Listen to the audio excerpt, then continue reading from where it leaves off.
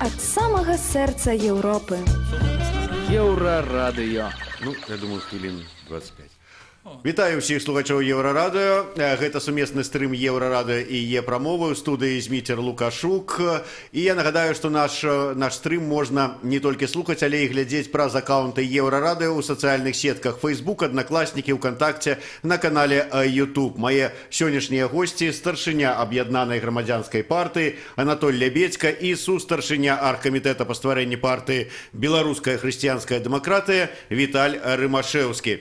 Мае госці вот спазніліся, мы нават адклалі дзеля гэтага наш жывы эфір, таму што затрымала іх міністр працы і сацыяльнай абароны. Але з якой мэтай, з якой нагодай вы хадзілі да міністра? Спадар Анатоль. Добрый день.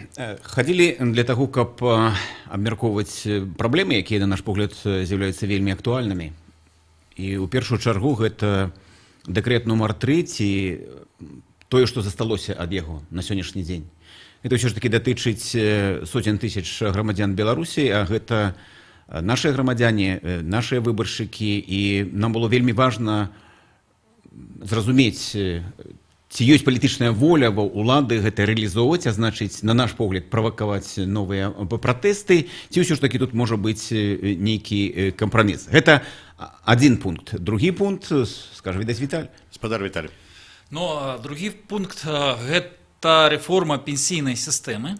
Прычым мы прыйшлі з вельмі канкрэтнымі прапановамі, мы прынеслі подпісы грамадзян за эту рэформу. Ну, так, для ўзору, так ёсць некалькі, там, каля 10 тысячаў подпісаў, которые... Вы маеце на ўвазе, перш за ўсё, павелічэнне пенсійнага ўзросту? Я маю на ўвазе, перш за ўсё, рэфармаванне нашай пенсійнай сістэмы, которая на сённяшні дзень з'яўляецца тупіковай. І сутнасць нашых прапановаў, па-першае, ліквідаваць тую несправядлівасць, які ўжо ёсць сёння, як, напрыклад, тэрміновая вайсковая служба не ўваходзіць сёння ў пенсійны стаж. Альбо, калі чалавек знаходзіцца за кратамі в ІК, там, выпраўленчых установах, працуе там, гэта не ўваходзіць у пенсійны стаж, не ўваходзіць пенсійны стаж нават калі чалавек утрымліваецца в СІЗО, напрыклад, так, пад следствам, а потым яго апраўдае. Апраўдае суд, ён вымушана беспрацоўны, гэта не ўваходзіць. Таксама, але сутнасць прапановы гэта змешаная сістэма. Сёння у нас салідарная сістэма. Гэта значыцца, што пенсіі выплачваюцца толькі з тых доходаў, з тых падаткаў, которые плацяць тыя людзі, которые працуюць пенсіянерам. Гэта тупіковая сістэма, бо насельніцтва еўрапейскіх краін старэе, і Беларусь зашла ў тупік, прыходзіцца ўвесь час падымаць пенсійны ўзрост з аднаго боку, а з іншага боку пенсіянеры ўсё адно застаюцца жабракамі. Вось мы прапануем перайсці для пачатку на змешаную сістэму, калі ёсць індывідуальнае страхаванне, калі ствараецца нацыянальны страхавы фонд, і у кожны грамадзянін краіны робіць адлічэнне на свой уласны пенсійны рахунак, які потым можна па спадчыне перадаць сваім дзецям пасля смерці, скажем так, калі чалавек не дажывае да страховага стажа альбо не да канца былі выплаты. Ну, можна доўга пра гэта размаўляць, гэта улікі еўрапейскай сістэмы, няма дасканалай сістэмы, гэты прапановы ўлічваюць найлепшы досвед, скажем, еўрапейскіх краінаў. Ну і было зададзена таксама намі шэраг іншых пытанняў. Это з нагоды прафсаюза РЭП, у тым ліку, з нагоды працы незалежных прафсаюзаў. Ну, таксама ў Фейсбуку я там абвяшчаў, раюся, каб людзі прапановвалі свае пытанні, і шэраг з іх удалося задаць. Мы перарвемся на невялічкую паузу. Выбачайце, што такі кароткі першы блок, але вот сунулі мы нашу трансляцыю, таму 2 хвіліны, і мы вернемся ў студыю, каб абмеркаваць нашыя пытанні. Анатоль Лябедзька, Віталь Рымашэўскі, Зміцер Лукашук у студыі. Не адыходзьце далёка.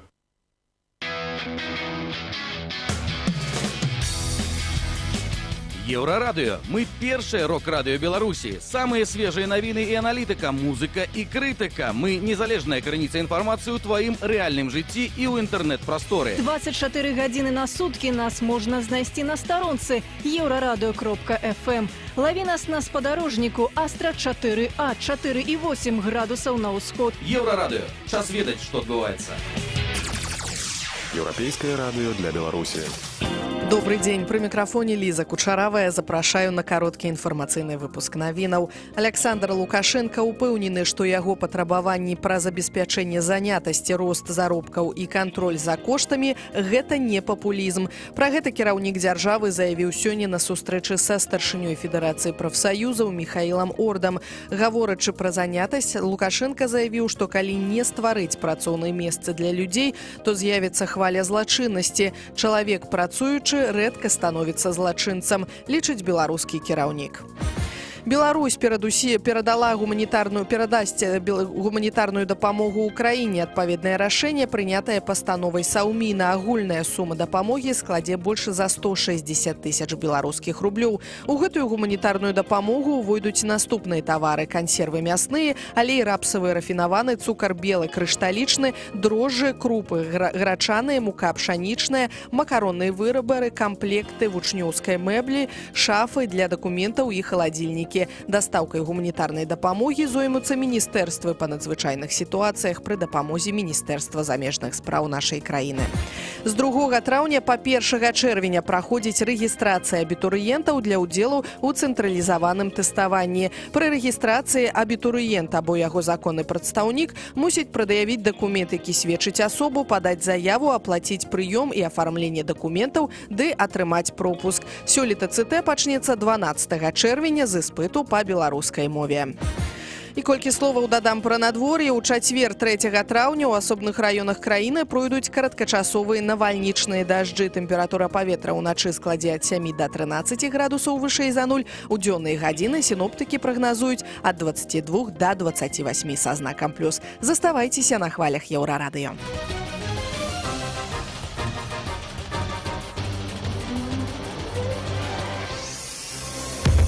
Еўрарадыё. Час ведаць, што адбываецца. Вітаю слухачоў Еўрарадыё. Гэта сумесны стрым Еўрарадыё і Е-прамовы. У студыі працуе Зміцер Лукашук. Мае сённяшнія госці: старшыня аб'яднанай грамадзянскай партыі Анатоль Лябедзька і сустаршыня аргкамітэта па стварэнні партыі Беларуская хрысціянская дэмакратыя Віталь Рымашэўскі. Мае госці сёння хадзілі на прыём да міністра працы і сацыяльнай абароны з надзённымі і вострымі пытаннямі. Да прыкладу, пра дэкрэт нумар 3. Спадар Анатоль, дэкрэт нумар 3, ці дэкрэт нумар 1, як ён зараз называецца, падпісаны кіраўніком краіны, ухвалены дэпутатамі. Саўмін сваёй асобнай пастановай ужо вызначыў, хто і як будзе аплочваць, будзе дармаедам лічыцца і аплочваць якія паслугі па напоўніцу. Які сэнс зараз нейкія прапановы даваць, калі ўжо ўсё нібыта вырашана? Кропка не пастаўлена. Я хацеў бы нагадаць, што менавіта дзякуючы вялікай колькасці людзей, якія выйшлі на вуліцу, удалося адмяніць дэкрэт нумар 3, і ён трансфармаваўся ў дэкрэт нумар 1. Гэта ўжо істотная розніца.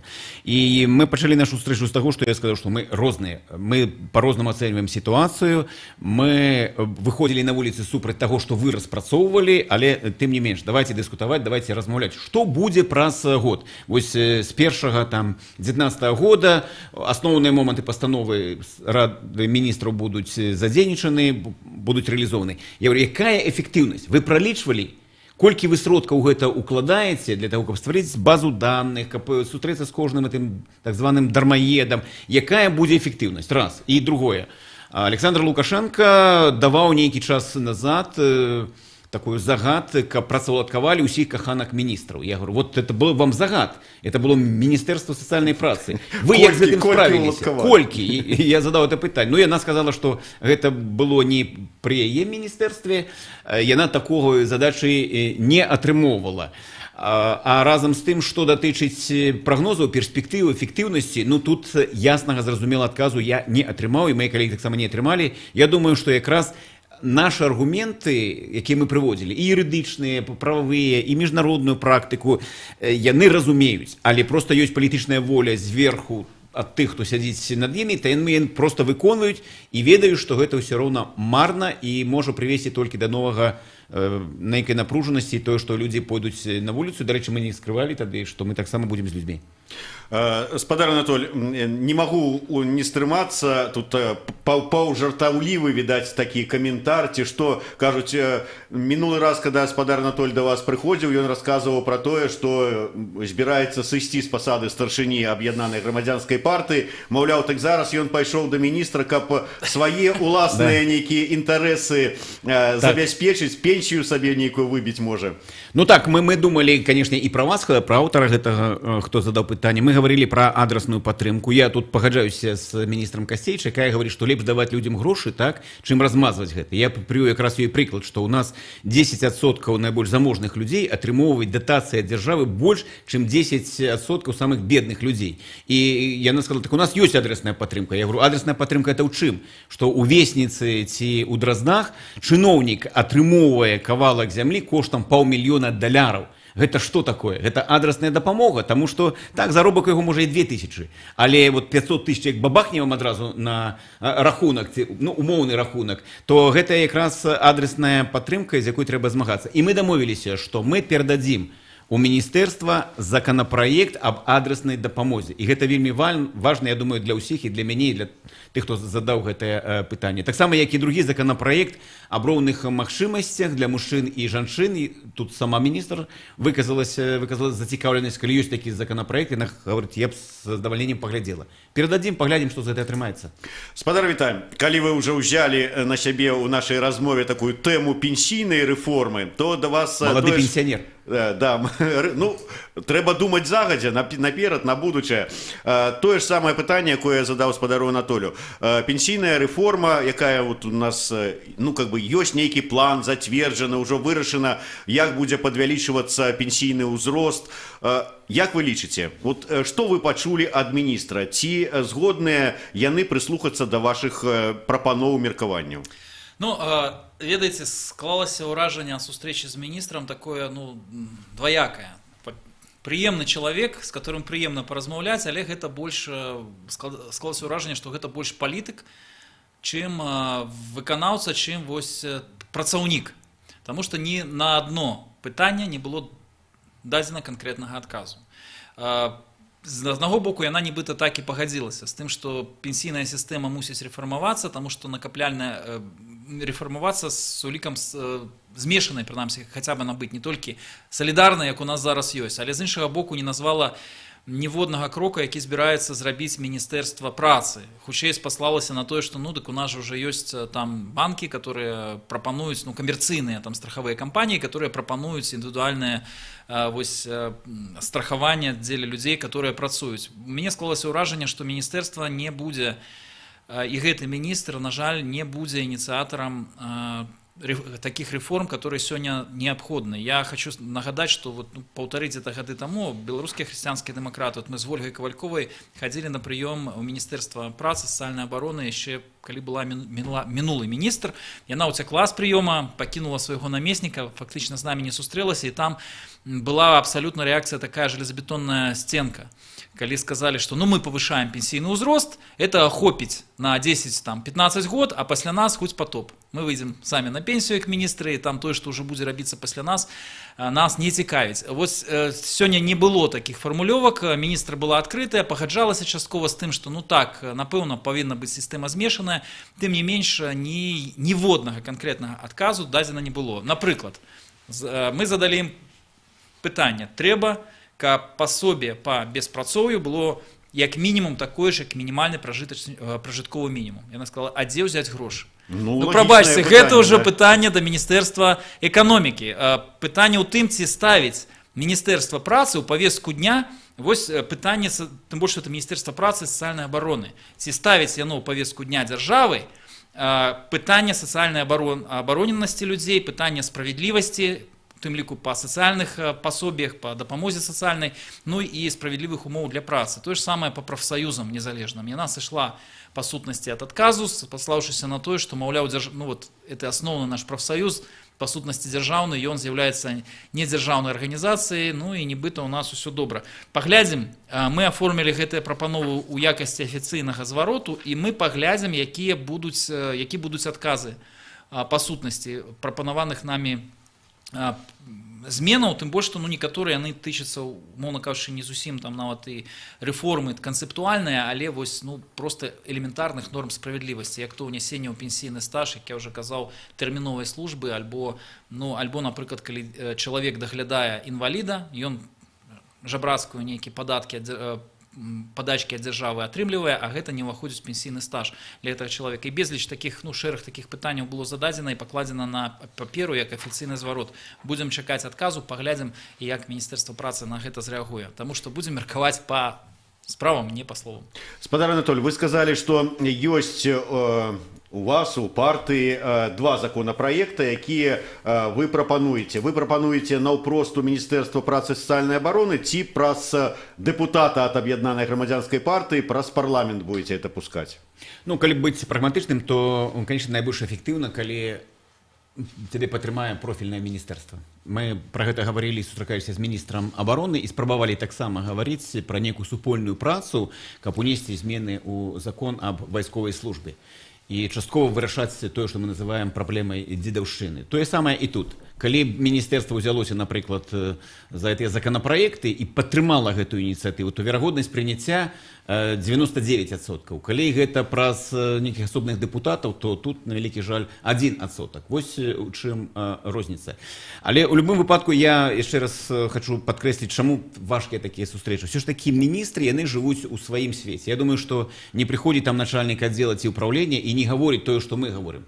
Што прафсаюзы, якія ёсць там, што Арда гэта звычайны чыноўнік, такі, які вы, і гэта рэформа так званая, што дзяржаўнымі сталі прафсаюзы, яна прывяла да таго, што яны абсалютна абясцэніліся, што ў нас розныя погляды на сістэму. Мы гаворым, што ваша сістэма гэта ўсіх прыціскаць праз адміністрацыйны рэсурс. Наша гэта канкурэнцыя, гэта матывацыя, гэта развіццё. Я думаю, што і міністру карысна чуць. Мы не ходили туды за селфи. Я вот отговорил Римашевского и Габаревича, говорю, не будем сегодня селфи робить. Калі вы перанялі ідэю, гавары праўду, хадзіць на прыёмы да міністраў, але адмовіліся ад іх такой рысачкі рабіць селфі з міністрамі. Зветер, правильно сказаць, мы не падтрымалі селфі гавары праўду. Вот у іх, як бы, мне падалося, хай не прабачыць, але яны прыйшлі, зрабілі селфі, і гэта галоўнае. Мы якраз, я падкрэсліваю, мы прыйшлі і говорим, у нас, мы розныя, мы па розныя бакі, у нас крытычны погляд, што вы робіце, мы гэта не падтрымоўваем, але разам з тым, раз вы ўжо там сядзіце на гэтых рычагах, а у нас ёсць прапановы, давайте гэта абмяркоўваць. Былы сябра аб'яднанай грамадзянскай партыі, ці можа не былы, здаецца, пісаў заяву, а таксама памочнік дэпутата Ганны Канапацкай Дзеніс Ціханенка піша: лукавіць Лябедзька, калі міністэрства падтрымае, то і прапановы дэпутата будуць падтрыманыя. Такім чынам ён кажа, што не напрамую можна, але і праз дэпутата. Я не ведаю пра што... Пра законапраекты. Лепш, калі вы хочаце, каб праект закона стаў законам, то, канешне, трэба дабіцца, каб вас падтрымала профільнае міністэрства. Тады у вас гарантыя 99,9, што гэта будзе прынята ў гэтай палаце. Калі, напрыклад, Анісім ці Канапацкая вылучыць законапраект, то верагоднасць яго прыняцця на сённяшні дзень 1%. Вось у чым розніца. Таму, калі мы хочам гаварыць пра вынікі, канешне ж, праз профільнае міністэрства шлях самы кароткі. Ну так, потому что на профильной комиссии у Палате прадстаўнікоў уже могут завярнуть законопроект. Ну, мы ведаем, что такое Палата прадстаўнікоў. Гэта там, калі не 110-108 рук, якія, калі патрэбны, яны будуць падняты. Калі з адміністрацыі ім скажуць, напрыклад, законопроект, які прапануе міністэрства па сацыяльных пытаннях падтрымаць, будзе 108 галасоў заўсёды. Гала Терентьева піша: нічога добрага ад у гэтай улады не было, няма і ніколі не будзе. Выбачаюся. Але тым не менш, вось спадар Анатоль кажа, што дэкрэт нумар 3, прыгадвае, веснавыя пратэсты, мы ўсё это памятаем, прымусілі ўладу адмовіцца ад гэтага дэкрэта, ці неяк паспрабаваць яго змяніць. Зараз дэкрэт нумар 1, здаецца, збілі хвалю, і атрымліваецца, што ўлада робіць сваё, але крыху па-іншаму, з хітрыкамі. Як думаеце, ўсё ж такі прыслухаюцца да прапаноў, ці ёсць нейкая свая лінія ва ўлады, яны будуць па ёй ісці? Ведаеце, маё меркаванне такое, што відавочна, што дэкрэт аб дармаедах у тым выглядзе, у якім ён быў у мінулым годзе, больш не існуе. І улада не вернецца да яго, таму што пратэстам веснавых яна моцна вельмі спужалася. І тое, што мы сёння пачулі нават, ну і афіцыйна міністэрства таксама пра гэта кажа, пра тое, што будуць там паступова, пакрокава вводзіцца вось гэтыя для непрацуючых грамадзян афіцыйна поўная плата там ЖКХ. Але сёння, калі мы задалі міністру пытанне пра тое, што это ёсць тады дыскрымінацыя людзей і па сутнасці парушэння Канстытуцыі ускоснае, таму што прымус ускосны да працы, нам было сказана, што, маўляў, насамрэч паслугі будуць павышацца дзеля ўсіх грамадзян Рэспублікі Беларусь. І гэта вось проста будзе першы крок да павышэння паслугаў на вось там ЖКХ, дзеля ўсіх грамадзянаў, проста такі першы крок для той катэгорыі, которая, ну вось, которая будзе вызначана зараз. Яны будуць гэта рабіць вельмі абачліва. Я думаю, што гэты дэкрэт ніколі больш не запрацуе, не спрацуе. Но зрэшты гэта будзе залежаць таксама ад рэакцыі тых людзей, которые будуць падпадаць пад вось гэтыя санкцыйныя меры. Сёння міністэрства, на жаль, вось асноўны недахоп гэтай структуры дзяржаўнай, таму што у тым, што ініцыятыву праяўляе толькі адзін чалавек. Вось пра гэта я і хацеў спытацца. Не адзін раз і вы казалі, і іншыя вашы калегі, да і ўсе мы ведаем, што ў прынцыпе адзін чалавек у нашай краіне вырашае ўсё, нават як правільна садзіць бульбу. У дадзеным выпадку, ці ёсць сэнс хадзіць да міністраў, калі ўсё адно, як скажа адзін чалавек, так і будзе?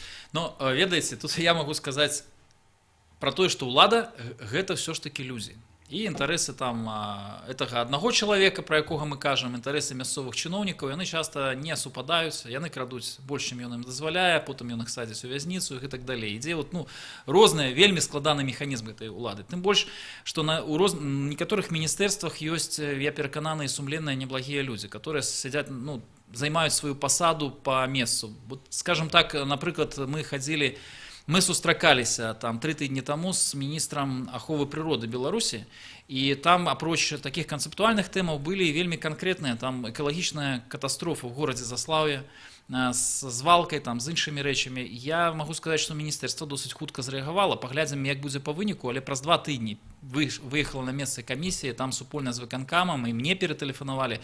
Наша ж задача вырашыць гэту праблему. Ёсць, я перакананы, шэраг праблем, которые турбуюць усіх. Там, калі мы кажам пра медычнае абслугоўванне альбо парушэнне вось гэтых нормаў, да, там жыве ў гэтым раёне чыноўнік альбо жыве апазіцыянер, калі да лекара немагчыма трапіць на прыём для спецыяліста, там, ну, я не кажу пра той вышэйшы эшелон чыноўнікаў, которые там уже зусім в спецпаліклініках абслугоўваюцца, то гэта агульная праблема іх сваякоў, тых, хто пражывае ў гэтым горадзе, альбо там тых гарадоў, тых населеных пунктах, дзе жывем мы. Таму вось такога ўзроўня канкрэтныя вельмі праблемы можна вырашаць, і зрэшты падляжачы камень вада не цячэ. Спадар Анатоль, канкрэтныя праблемы можна вырашаць. Я згодны, там свалку, смецце прыбраць, нешта можа быць, змяніць графік працы паліклінікі, але вот такое глобальнае пытанне, якое датычыць пенсійнай рэформы, дэкрэта номер 3 антыдармаецка. Тут вот наколькі рэальна все-таки вырашыць это? Ставім задачу мяняць мазгі, у тым ліку і міністраў.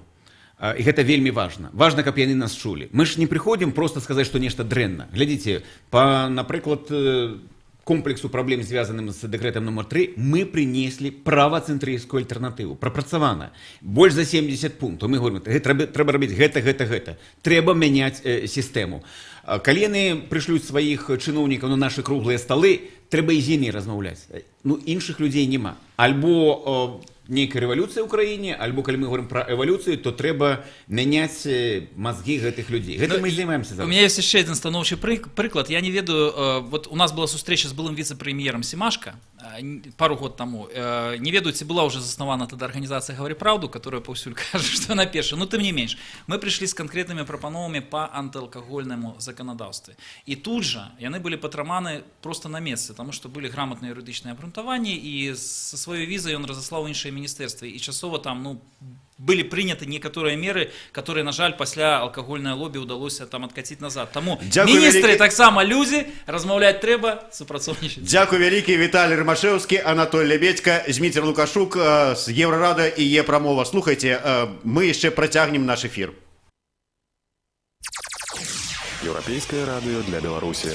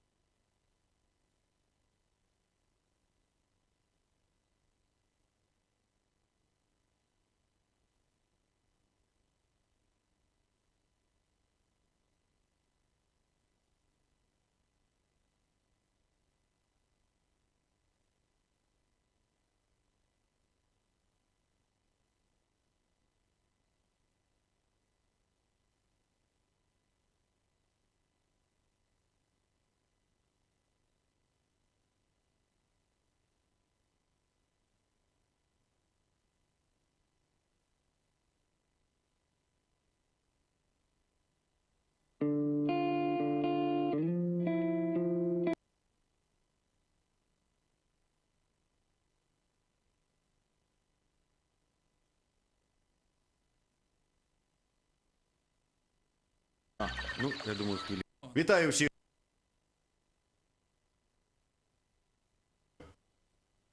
Ромашевский, Анатолий Лябедько. 2 хвилины, и мы вернемся в блок, але вот с... Пытаний и шэраг з іх удалося задаць. В складе от 7 до 3. Еўрарадыё. Вітаю слухачоў Еўрарадыё, Зміцер Лукашук. Мае сённяшнія госці аргкамітэта па стварэнні партыі